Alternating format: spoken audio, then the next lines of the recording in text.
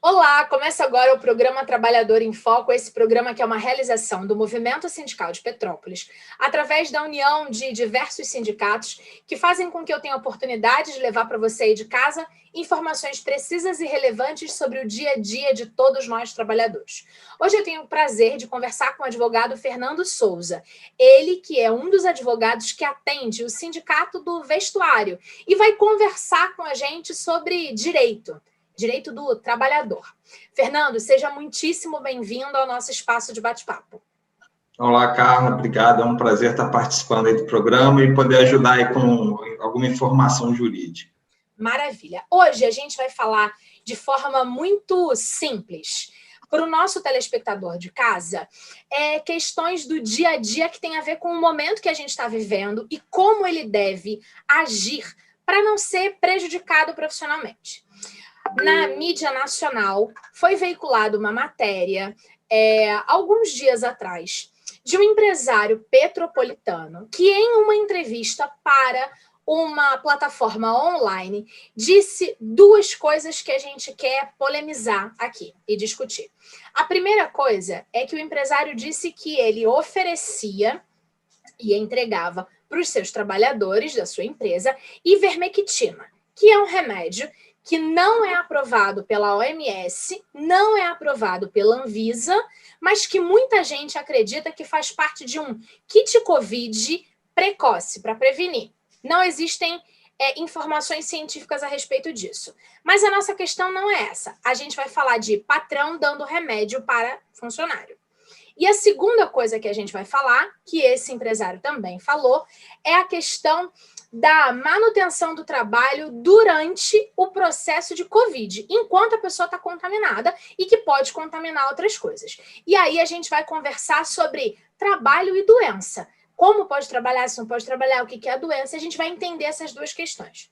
Antes de continuar e de fazer uma pergunta bem objetiva para o doutor Fernando, queria que você soubesse o seguinte: o empresário em questão, no outro dia, após a entrevista, disse que foram inverdades e que ele estava nervoso. E a gente não está aqui para fazer juízo de valor a respeito da fala dele. Mas se alguém falou, talvez possa estar acontecendo com você, trabalhador. E é por isso que a gente quer entender juridicamente essas duas questões. Então vamos lá, doutor Fernando. Feito o meu preâmbulo, até mesmo para poder juridicamente eu estar correta na minha fala enquanto jornalista, queria entender o seguinte: se o patrão chega para o trabalhador e fala, tome este remédio, o que o trabalhador pode fazer? Ele tem que tomar, ele não tem que tomar, e que medida ele tem que fazer diante dessa fala? Essa proposta do empregador, né, determinar que o empregado tome um remédio no mínimo, perigosa, né? A não ser que ele seja médico, que eu duvido, né, que esteja acontecendo, a única pessoa que pode determinar que você tome algum remédio, mesmo assim, se você aceitar, é um médico. Nessa sua introdução que você colocou, e foi muito bem colocada, essa questão do tratamento precoce contra a Covid, isso não tem fundamento científico, pelo menos legal, embasado pela OMS, até onde eu tenho conhecimento, em lugar nenhum. O fato do teu patrão determinar que você tome é um perigo, porque ele pode estar colocando a sua vida em risco. Mas ivermectina não tem problema, porque é para verme, é para não sei o quê. Não tem problema, ele não sabe se você tem alguma intolerância a esse tipo de medicação. Ele não sabe quanto tempo atrás você já tomou esse remédio, se você não tomou, e se isso pode causar algum efeito colateral em você. Às vezes, até por melhor que seja a intenção do empregador, ele não pode determinar isso. E você, como empregado, como pessoa, você tem todo o direito de falar, não, obrigado, mas eu não quero tomar. E se isso for uma determinação da empresa, você tem diversos canais para fazer a reclamação. O primeiro que vem logo de cara é o próprio sindicato, né? Ele tem ali, o sindicato é interessante porque ele acaba reunindo, né, diversos relatos de diversos trabalhadores ali daquele grupo, e ele tem uma representação coletiva muito interessante para ajudar a reparar esse tipo de situação. Outra situação é você fazer essa reclamação no próprio Ministério do Trabalho. Agora, o Ministério da Economia, né, você tem a vertente do Ministério do Trabalho, você pode fazer uma denúncia ali com relação a isso, e numa instância maior, o próprio Ministério Público do Trabalho. Através da internet, você consegue fazer uma denúncia até anônima, se você não quiser né, colocar o seu nome ali na denúncia, etc. E eles tomam medidas duras com relação à empresa que eventualmente estejam fazendo esse tipo de atitude, que é bem complicado, né? Perfeito. Entendemos a questão da ivermectina, kit Covid e tal, não sei o quê. Contudo, se a gente está falando de outras questões, ou seja, a gente sabe que todo funcionário precisa fazer o exame de rotina, né? Para isso é que existe uma especialidade na medicina que se chama médico do trabalho. E aí, assim, cada função profissional tem as suas características, por consequência, os seus exames específicos. Para quem trabalha com ruído, faz exame específico e dentre outras questões. Em qualquer indicação medicamentosa por parte da empresa, o procedimento é o mesmo. Vamos sair do Covid, vamos falar para o tratamento, para o cuidado geral com o trabalhador. É inadequado e o procedimento é esse que você indicou? Exatamente. O único profissional que pode te medicar por alguma coisa é o médico. A empresa jamais pode fazer isso. Da mesma forma, vamos supor que você fique afastado por uma doença qualquer que não tenha vinculação com a sua atividade profissional nem nada. Quando você volta e o médico faz esse exame de retorno, ele só pode atestar a sua condição naquele momento. Então, o tratamento que você vem fazendo, o que lhe foi receitado, você tem que obedecer o que o teu médico que fez o teu acompanhamento te passou. A única coisa que o médico da empresa ou o médico do trabalho vai poder fazer é validar ou não, dizer, não, tá ok, é isso, mas ele nunca vai poder alterar a medicação que você está tomando, nunca vai poder fazer o outro receituário para você, porque quem tem autonomia, quem tem a competência para isso é o médico que te acompanha, o médico especialista naquela doença que você está tratando, né? A gente sabe que tem várias doenças que podem advir do próprio ambiente de trabalho, mas tem outras que não. Você pode ter uma indisposição estomacal, por exemplo, e quem te fez o teu primeiro atendimento é que vai te medicar para aquilo. Então, você não é obrigado, na verdade, você nem pode tomar o remédio de uma pessoa que não é médico. Isso.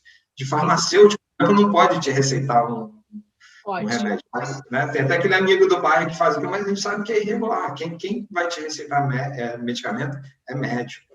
Perfeito. E aí vem uma outra questão, também a respeito de medicação e foro íntimo, que eu não tinha a mínima ideia, mas descobri por uma questão de ordem familiar.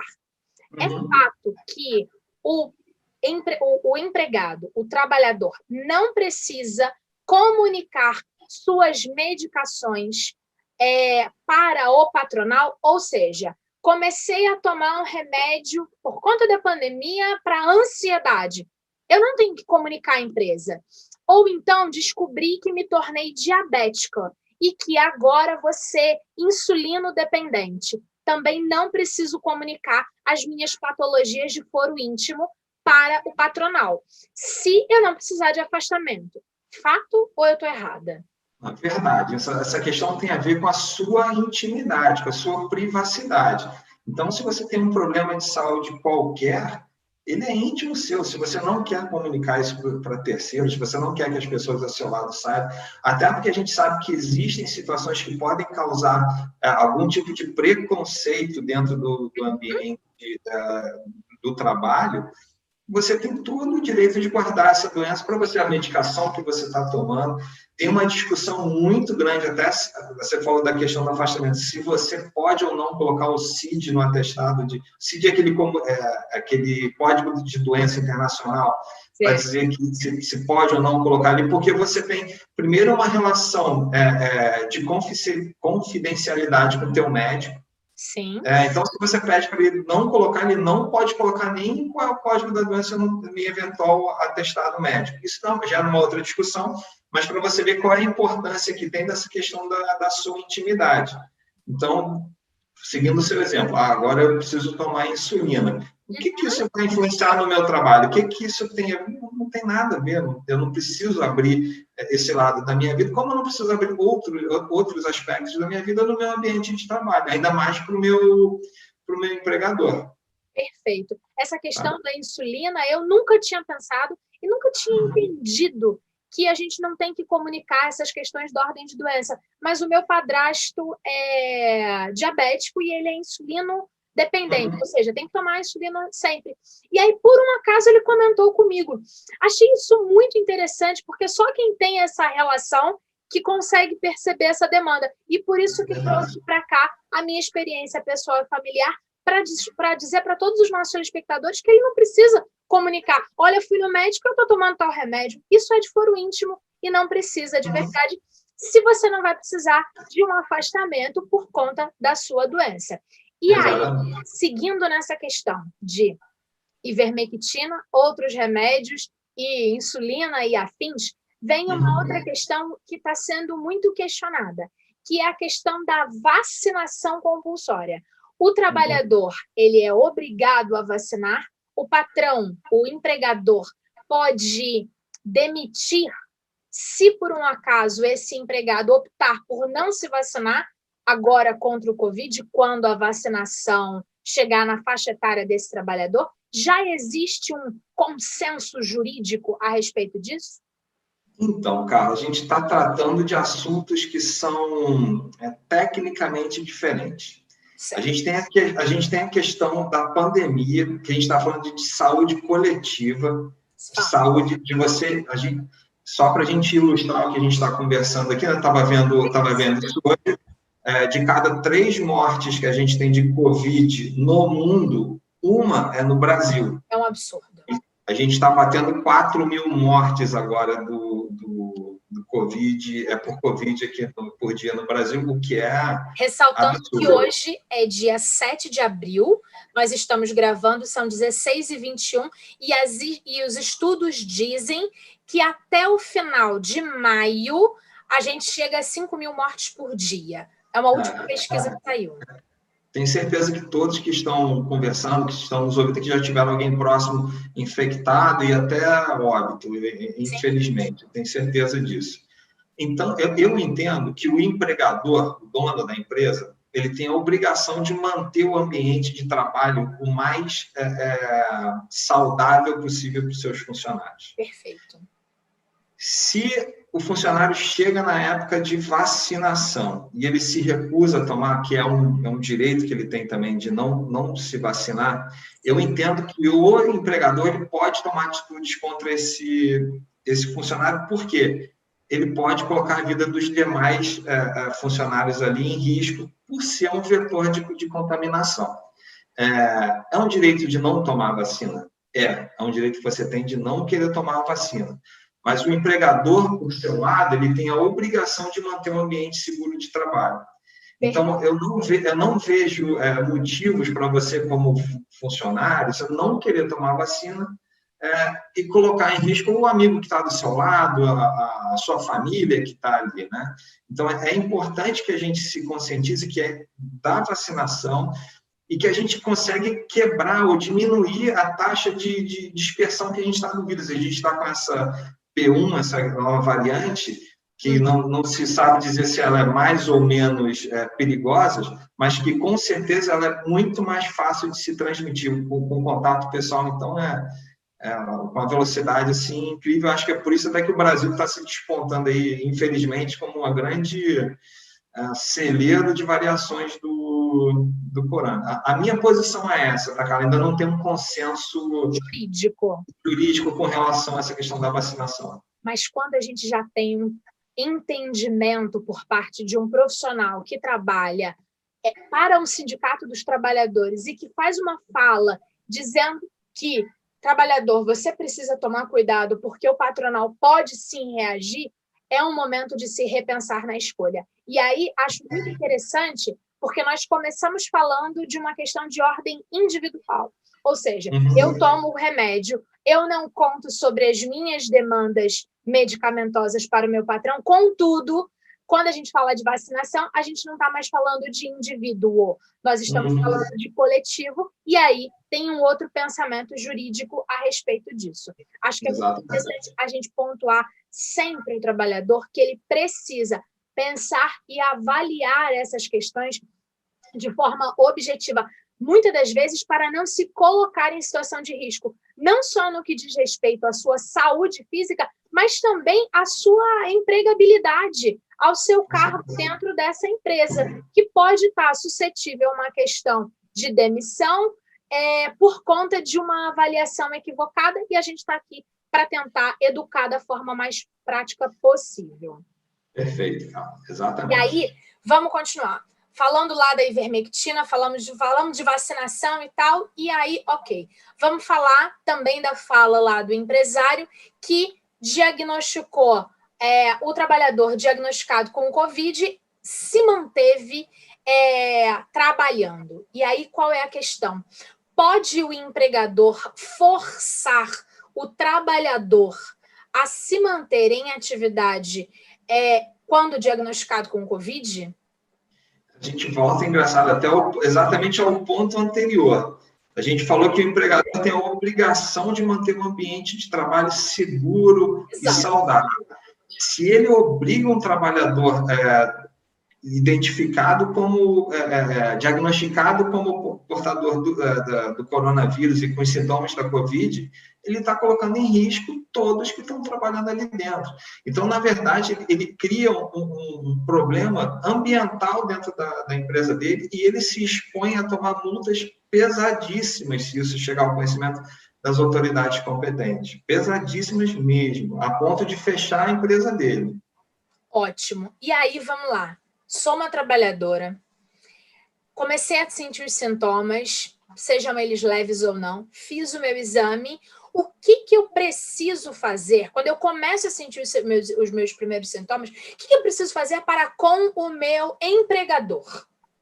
Então, a primeira recomendação é que você vá ao médico, faça o exame e pegue um atestado médico.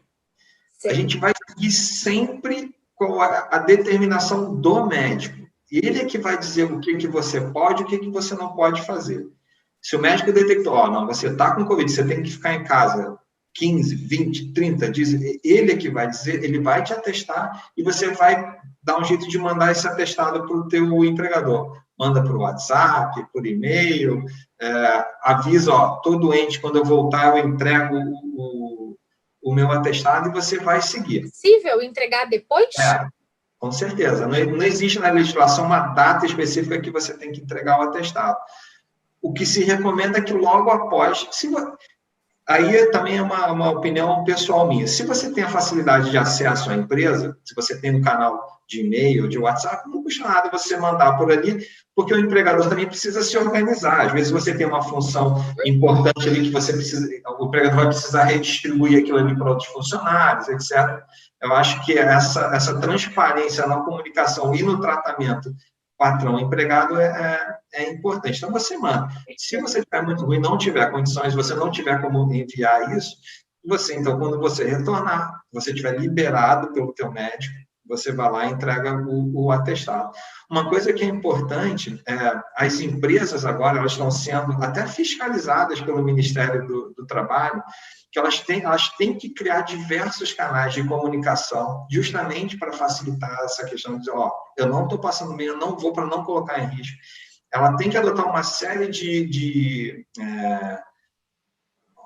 atitudes dentro do ambiente de trabalho para minimizar essa questão da disseminação da doença, disponibilizando álcool 70, máscara, espaçamento entre os funcionários, aferir temperatura antes de você entrar na empresa. Então, esse conjunto de coisas são todos focados para a gente tentar minimizar ou adiantar a nossa saída desse período de pandemia, né? É ruim para o empregador, é ruim para a gente como empregado, é ruim para a gente como ser humano. O que a gente está perdendo de contato pessoal é muito ruim, mas a gente tem que tomar essas atitudes para a gente tentar resolver isso aí da forma mais rápida possível. Já estamos há um ano nisso. Parece que foi ontem, Parece que tem 10 anos que eu estou presa dentro de casa. É verdade.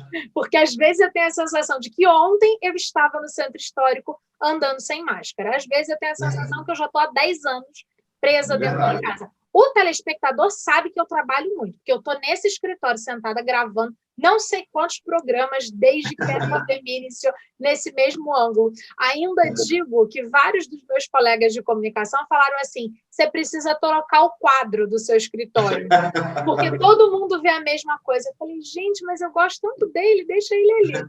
Mas o fato é que, não parece, mas a gente já está há mais de um ano nesse ritmo de pandemia e é necessário que não nos deixemos esgotar-nos, mas que a gente continue firme nas questões de ordem de prevenção.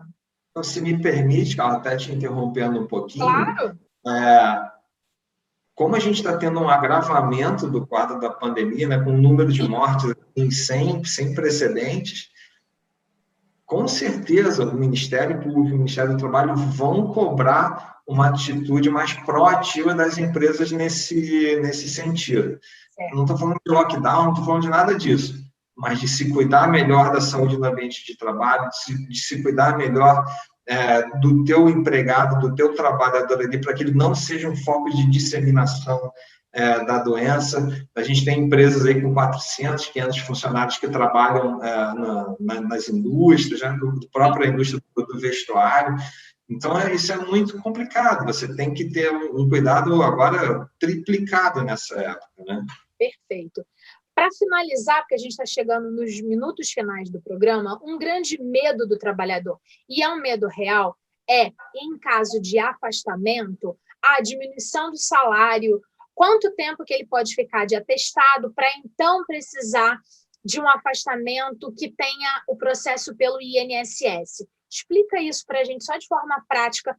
Esse afastamento, se o seu afastamento for superior a 15 dias, a partir do 15º dia você fica pelo INSS. Você vai ser encaminhado pelo INSS para começar a receber pelo INSS. Os primeiros 14 dias, a empresa ela vai bancar o seu salário e, a partir daí, a gente vai ter esse encaminhamento para o INSS. Se for Covid, é até importante ver se vai ter necessidade ou não de emissão de CAT. É uma situação delicada que, hoje em dia, é considerado acidente de trabalho, a questão do Covid dentro da empresa, né? Ótimo. Lembrando para o telespectador que CAT é o comunicado de acidente ao trabalho, que a gente já falou aqui várias vezes com diversos técnicos na área de segurança do trabalho, do quão importante que é você saber e emitir o CAT para que novas pesquisas sejam estabelecidas e que a gente tenha mais segurança dentro do mercado de trabalho, dentro das empresas, porque a gente só consegue melhorar os procedimentos se a gente souber o que está dando certo e o que está dando errado, não é verdade, doutor? Essa questão do CAT é importante. Às vezes a gente conversa com o empresário, também ele não quer fazer, para ele entender o seguinte: para você saber se você tem alguma questão ambiental, ambiental eu digo de local, né, de alguma coisa na sua empresa que não está bem estruturada, que está causando acidente, que você tem que melhorar. Então, isso é importante para o empregado e para o empregador também, para ele ter um local de trabalho, novamente, seguro e saudável para o pessoal trabalhar. Só isso. Perfeito. Doutor Fernando, queria de verdade agradecer pela sua disponibilidade de tempo para compartilhar conhecimento com a gente, informação, e também para o nosso telespectador entender. Não aceite tomar remédio se não for o seu médico que indique, não precisa comunicar o patronal pelo seu situação medicamentosa na sua vida de ordem pessoal. Vacinação, vamos todos nos vacinar, é importante para isso, porque você, enquanto trabalhador, pode sofrer alguma sanção da empresa para a qual você trabalha e sentir os sintomas, procure atendimento médico, comunique a sua empresa, até 14 dias de atestado, a empresa vai pagar o seu salário para você ficar num processo de recuperação de saúde. A partir daí, a gente aciona o INSS. Não é isso? Perfeito, cara, exatamente. Não poderia ter sintetizado melhor a nossa conversa. Maravilha. Muitíssimo agradecida, doutor Fernando. Foi um imenso prazer conversar, foi muito elucidativo o nosso papo de hoje. Eu que agradeço o convite, precisando da gente estar à disposição aqui para o... Pode ter certeza que em breve a gente vai ter novos programas gravados aqui. Obrigado, um abraço, Carla. Obrigada a você de casa que ficou com a gente nesse bate-papo. Eu volto em breve com um novo programa Trabalhador em Foco, sempre tendo como norteador levar informações da forma mais prática e fácil para você aí de casa. Um abraço grande e até o próximo programa. Tchau, tchau. Governo Federal, Governo do Estado do Rio de Janeiro, Secretaria de Cultura e Economia Criativa, Lei Aldir Blanc apresentam Petrópolis, uma cidade imperial. A história da cidade de Pedro contada e cantada. Sábado, 10 de abril, às 17 horas. Reprise, segunda-feira, 12 de abril, às 17 horas.